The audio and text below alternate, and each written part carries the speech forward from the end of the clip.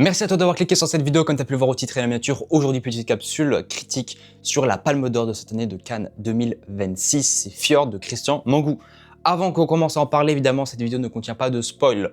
Voilà, dites-moi d'ailleurs dans les commentaires si ça vous intéresse des prochaines vidéos capsules critiques où je parle comme ça en critique un petit peu, je vous donne envie d'aller voir le film et qu'à la fin je vous fasse peut-être une partie genre 2-3 minutes avec du coup spoiler pour notamment les gens qui ont déjà vu le film et qui veulent peut-être en débattre. Voilà, en tout cas, l'espace commentaire c'est fait pour ça. Et juste avant que ça commence, je rappelle que Movie Planet FR, la chaîne que vous regardez, sur laquelle vous regardez là, c'est une chaîne consacrée au cinéma. On a plein de vidéos, donc n'hésitez pas à aller découvrir. Et aussi avant que ça commence, n'hésitez pas à regarder le podcast sur la tier list des films de Cannes qu'on a fait avec Stan. On a trié à peu près 30 films en faisant des petites critiques, ça dure 1h40, c'est disponible. Et surtout le vlog aussi de Cannes sur ma chaîne principale, 30-40 minutes avec Régel Goloria, des choses comme ça, bref, c'est dans la description. Puis maintenant, on va parler de Fjord. Bon, tout d'abord, ça parle de quoi? Tant mieux, instant synopsis. Le film suit les Georgiou, un couple romano-norvégien très religieux qui s'installe dans un petit village au bord de Fjord en Norvège. Ils se rapprochent de leurs voisins, les Alberg, et leurs enfants deviennent ainsi, malgré des éducations très différentes, amis. Tout bascule lorsque l'école découvre les Eskimos sur le corps d'Elia, donc vous savez, des bleus quoi, leur fille aînée du coup. La communauté commence alors à soupçonner que les méthodes éducatives traditionnelles de la famille roumaine pourraient en être responsables. Le film utilise cette situation pour confronter les valeurs conservatrices, progressives de religion, d'éducation, d'intégration et de différences culturelles. Bref, avant qu'on parle exactement sur la forme, etc., moi je trouve que déjà ça peut être très intéressant de commencer par le fond. Donc comme vous l'avez entendu, ça parle un peu des violences sur les enfants, c'est très important des films qui parlent de ça, mais on ne parle pas que de ça, c'est-à-dire que c'est un peu à la fois le moyen et le but, mais c'est genre le noyau dur entre guillemets, et ensuite on a tout plein de situations autour qui vont parler en fait des différences sociales, culturelles, de vie, d'éducation, enfin les différences entre guillemets culturelles tout simplement de cette famille qui s'est immigrée en Norvège. Donc ça, en fait, ça pose énormément de questions qui sont fondamentalement très intéressantes et sociologiquement et surtout politiquement aussi. Juste pour débunker rapidement, le film a été repris aussi par un peu l'extrême droite, alors que ça n'a aucun sens. C'est des gens qui n'ont pas compris le film, qui se disent ah bah c'est bien fait, voilà, il est cool et tout. Non, enfin c'est complètement con. Donc je ne vais pas trop parler des polémiques qui ont eu autour un peu de ce film-là à Cannes, parce qu'il y a beaucoup de gens qui n'ont pas compris. Mais bon, si vous regardez cette chaîne-là, vous êtes cinéphile, donc vous avez l'œil aiguisé, vous comprendrez qu'ici, comme dans chaque film, le but n'est pas de poser des questions ou forcément des réponses. On doit poser les deux, sinon c'est du documentaire. Ici, même si c'est du principe qui est quand même relié au réel, puisque c'est pas du documentaire, mais on suit cette famille-là comme un espèce de faux documentaire, avec les personnages, avec le père, la mère, les enfants, etc. D'ailleurs, ça me permet de faire une petite transition en parlant maintenant des acteurs. Ça permet de faire une petite discussion notamment sur les acteurs qui jouent extrêmement bien. Tous les acteurs jouent bien. Et je pense que c'est très important dans ce style, dans ce format-là de dramaturgie, de film dramatique et psychologique, c'est que si les acteurs ne sont pas bons, si les interprètes ne sont pas bien, les personnages ne fonctionnent pas, bah, tout le film s'effondre. Et là, je trouve que c'est vraiment très fort, autant au niveau des enfants que du grand-père, etc. Mais évidemment, il faut quand même le notifier, Sebastian Stan, qui joue aussi dans The Apprentice ou A Different Marvel, des Marvel de temps en temps, le père de la famille, de cette petite famille romano-norvégienne, et joue très très bien, et c'est vraiment glaçant. Je vais en parler après sur comment ça se montre que c'est glaçant et pourquoi ça va te donner envie d'aller le voir. Et surtout, René Transveu, qui peut aussi été connu dans Sentimental Value, donc Valeurs Sentimentales, Julien Deux Chapitres, etc. Et qui a aussi plus ou moins, entre guillemets, l'habitude entre guillemets, de travailler avec Christian Mangou, excusez-moi. Christian Mangou qui est d'ailleurs assez connu dans ce type de drame psychologique entre des personnages qui sortent à des cadres social et à la fois avec des propres erreurs qui vont se faire dedans. Et en fait, l'erreur, c'est que eux. C'est juste parce qu'ils ont peur de la vie des autres, des choses comme ça, et qu'ils agissent selon ce qu'on leur a toujours remis, calqué dans leur tête sans forcément se poser en question sur ce fondement-là. Et c'est assez intéressant. Voilà. Ça dure 2h26 aussi, donc c'est pas forcément long, pas forcément court, mais je pense que c'est une bonne durée. En tout cas, moi, je l'ai regardé officiel de Cannes. Voilà, j'ai pas précisé encore, évidemment, moi, c'était officiel de Cannes. Il y a 1 mois et demi, presque 2 mois. Ouais, un bon 2 mois d'ailleurs.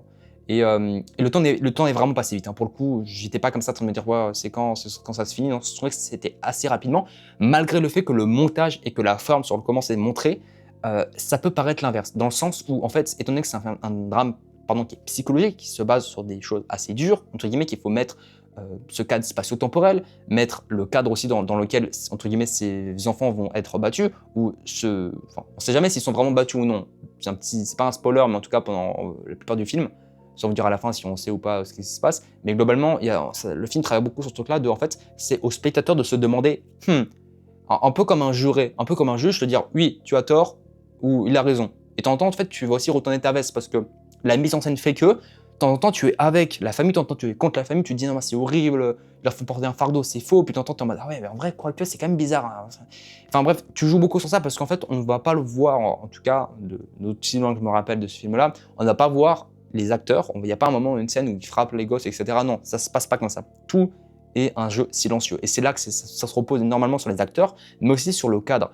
On a des couleurs froides, les cadres ne bougent pas. De temps en temps, entre les transitions, entre les plans, on nous marque un silence, même au niveau du son. Il y a des petites musiques qui sont intéressantes, mais j'aurais quand même aimé, petit point négatif, que le son aille encore plus loin. Vous savez que quand on nous met des arrêts de son brut, que ça soit vraiment du zéro son. Tu vois, un truc comme ça. Sauf que là, malheureusement, il y avait toujours des petits bruits ou une petite musique qui est baissée histoire de faire vas-y, il faut quand même montrer que c'est dans l'intention. Mais c'était dommage. Dommage qu'il n'y ait pas des moments plus bruts comme ça. J'aurais aimé, mais bon, c'est vrai que dans les 2h26, c'est assez cool.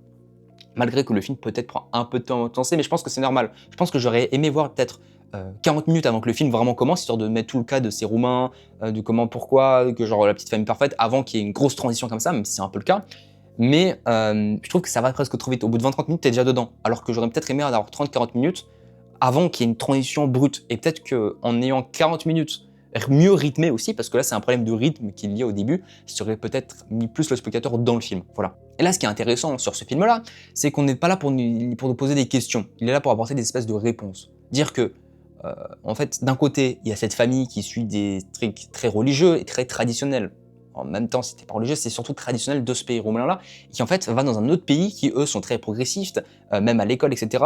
Et là, il n'est pas là pour montrer, dire c'est bien ou c'est mal, il est juste là pour montrer, en fait, cette coexister dans le monde, ça veut dire quoi, en fait. Et c'est ça que j'aime bien. C'est pour ça que c'est assez mal critiqué sur les réseaux sociaux, mais je pense que c'est des gens qui n'ont pas forcément compris ou qui ont projeté leur vision de leur réalité sur ce film-là, et sur ces acteurs qui sortent de pantin de leur réflexion. Mais voilà, moi en tout cas j'ai bien apprécié et je pense que ça peut être très intéressant pour vous de le voir solo ou même en famille. Ça peut créer des bonnes discussions après, surtout se dire putain, ils sont battus, etc. Comment ça se passe, ah mais c'est vrai que c'est bizarre quand même. Enfin bref, je pense que c'est intéressant. Ça me fait penser à ce fameux, vous savez, ce fameux mème un peu sur TikTok pour les plus jeunes, entre tradition et modernité, et là ce film-là est pile dedans. C'est-à-dire qu'il va parler globalement de tradition et de modernité, de tradition de religieuse ou pas forcément juste religieuse, avec un pays qui est très progressiste et se rendre compte de l'entrechoc des deux et de montrer ce que ça peut créer. Puis aussi, il va parler du système de l'éducation, de l'aide à l'enfance, qui en Norvège est très différent qu'en France ou qu'en Roumanie, notamment sur, c'est un peu un état dans un état, ils vont en parler dedans. Puis il parle des relations aussi frères et sœurs, ça parle aussi du père, de la mère, etc. Enfin, je trouve ça très intéressant. Et c'est un jeu qui est silencieux, qui te met en abîme, ça te met dedans, c'est psychologique. Et c'est un peu une espèce de Cluedo géant où tu te dis putain, est-ce que c'est vrai, est-ce qu'ils l'ont fait, est-ce qu'ils l'ont pas fait. Après tu dis ah ça se trouve c'est la mère, ça se trouve c'est le père, ça se trouve c'est lui, ça se trouve ils font semblant, ça se trouve c'est du maquillage. Tu sais pas. Et t'es en permanence dedans, enfin pas en permanence non plus, mais sur la première partie du film en tout cas t'es dedans. La deuxième partie c'est, sans trop vous spoiler, c'est une espèce de dénouement où on nous apporte des preuves, soit sur le côté pour ou contre, et c'est un peu, ça met une espèce de débat. C'est une espèce de débat en fait. Et c'est ça qui est très intéressant. Plus on en parle aussi un moment où la famille vont prendre les médias en Roumanie, et ça là, ça va créer une énorme affaire avec les Roumains qui se font bah non mais ça c'est normal dans notre pays, peut-être que c'est juste parce que vous êtes des anti-religieux, anti-christ, etc. Enfin, c'est très intéressant, le film part aussi assez loin, se projette assez loin, mais je pense que ça peut être intéressant et ça montre aussi un peu les réponses d'aujourd'hui. Et aussi, est-ce que quand tu pars dans un autre pays, comment tu traites ce que tu as appris avant, parce que bah, les règles elles sont différentes, la législation est différente d'un point de vue même juridique ou mental, ou je veux dire de philosophique, entre les pays c'est très différent. Et qu'est-ce qu'elle est bien, qu'est-ce que le mal, enfin ça pose beaucoup de questions, c'est très intéressant, je vous invite à aller le voir, surtout si vous êtes sensible à ça, si vous aimez le cinéma psychologique ou même les films de Christian Mancoux, qui, on le rappelle, a fait 4 mois, 3 semaines, 2 jours, il me semble, c'est ça le titre, ouais je crois que c'est ça, qui est absolument génial, hein. C'était notamment son premier Palme d'Or, donc il a 2 Palmes d'Or, le réalisateur rentre dans ce cercle très intimiste des réals qui ont remporté 2 Palmes d'Or à Cannes. Déjà que c'est une dinguerie quand tu remportes une, déjà que c'est même une dinguerie quand tu es juste nominé. Alors là, vous imaginez remporter 2, c'est assez kiffant. Et la question aussi que je me posais, c'est que, est-ce que c'est mérité? Est-ce que c'est mérité? C'est une vraie question qui est légitime de se la poser. Quand on voit la sélection de Cannes, je peux vous dire, j'ai regardé, même en vrai, la compétition officielle, maintenant j'ai 80-90% des films, et je peux vous dire que c'était dans mon top 3. Et j'avais même, mon petit nez me disait que ça allait être celui-là, parce que selon la Palme d'Or qui est attribuée chaque année au film de Cannes, en fait tu sais sur quel genre de film ça va être, sur une critique sociale, sociopolitique, etc. Même si visuellement c'est pas le film le plus esthétique du monde, même si je pense qu'il y a beaucoup de détails qui sont cachés, et qu'un deuxième visionnage serait notamment très intéressant pour repérer tous ces détails cachés et faire une analyse vraiment filmique. à plus proprement parler, parce que forcément, plus tu revisionnes un film, plus tu comprends tous les enjeux, la mise en scène, l'esthétique, le cadre, l'architecture du film finalement. Et voilà. En tout cas, c'est mon petit avis, mais je pense que c'est un deuxième visionnage, ça peut être sympa pour moi et peut-être pour vous si vous kiffez le film et si vous voulez revoir, etc. Moi, j'aime bien regarder des films de connexion cinéma de nouveau la même semaine et t'entends, t'as un autre visionnage, tu te dis, ouais, putain, c'est pas du tout ce que je pensais avoir compris. Ou alors, en fait, ce personnage, en fait, pendant tout le film, a des petites séquences qu'on voit de 3 minutes où, en fait, à la fin, t'as une scène dramatique et bah, tu te dis, ah, mais en fait, c'était logique. Enfin, bref, c'est assez intéressant. Donc, je pense sur ce film-là, un peu en format Cluedo, interrogatif, ça peut être très sympathique. Voilà.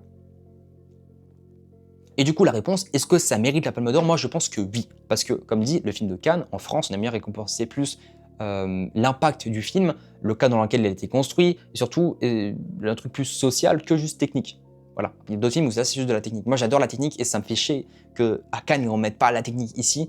Je préférerais même que ça soit sur un 50-50. Malheureusement, c'est un peu plus 70 voire 60 social et 30 voire 40% technique. Voilà. Mais bon, l'un ne va pas sans l'autre. C'est quand même un truc que j'aurais pas pu voir au théâtre pour plein de raisons. Donc là, je suis content de l'avoir vu au cinéma. Et voilà, je pense qu'il mérite la Palme d'Or quand même. Après, à vous de me dire aussi dans les commentaires, ça peut être un petit moyen pour qu'on se fasse un débat dans les commentaires. Et je vous ferai une autre vidéo sur notamment Hop, qui était un peu l'ovni de Cannes, un film avec des aliens, un truc coréen, western, science-fiction, action, comédie, c'est une dinguerie. Moi, je pense que c'est un de mes films préférés que j'ai mis dans mon top 10. Letterboxd, petite pub Letterboxd, Melvin Richer. N'hésitez pas à rejoindre, je vous mettrai mon lien dans la description. On est une centaine environ sur Letterboxd, c'est fou, merci beaucoup. En quelques semaines là, depuis que j'ai pub, donc n'hésitez pas à venir aussi, ça fait très plaisir. Et comme dit, je pense être dans le top 3 parce que pour vous donner une petite image de ce que j'ai kiffé, j'ai aussi kiffé Coward et je pense que Coward aurait pu. Et apparemment, La Bola Negra est très haut placé aussi. Hein. Donc je pense que c'était un peu les 3 favoris. Moi, j'ai mis quand même, je pense, Fjord légèrement au-dessus de Coward. Mais Coward qui sera découvert, il me semble, en novembre. Et La Bola Negra qui arrive. La Bola Negra, je crois qu'elle arrive en octobre ou novembre, je sais plus, mais en tout cas, ça arrive bientôt dans les prochains mois, donc restez actifs pour voir tous les films récompensés par la critique à Cannes. Et puis c'est tout pour moi sur cette vidéo. Si jamais vous aimez le cinéma, n'hésitez pas à vous abonner sur Movie Planet FR, une chaîne consacrée au cinéma.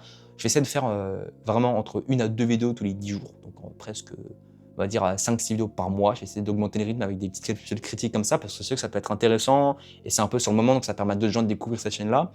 Comme dit, je rappelle que le podcast avec mon ami Stan sur les trentaines de films qu'on a vus à Cannes, qui dure 1h40, est disponible dans la description. On fait une tier list avec tous les films critiques. Et le vlog officiel de Cannes aussi de 2026 et même 2025 est disponible dans la description. C'est tout pour moi, peace!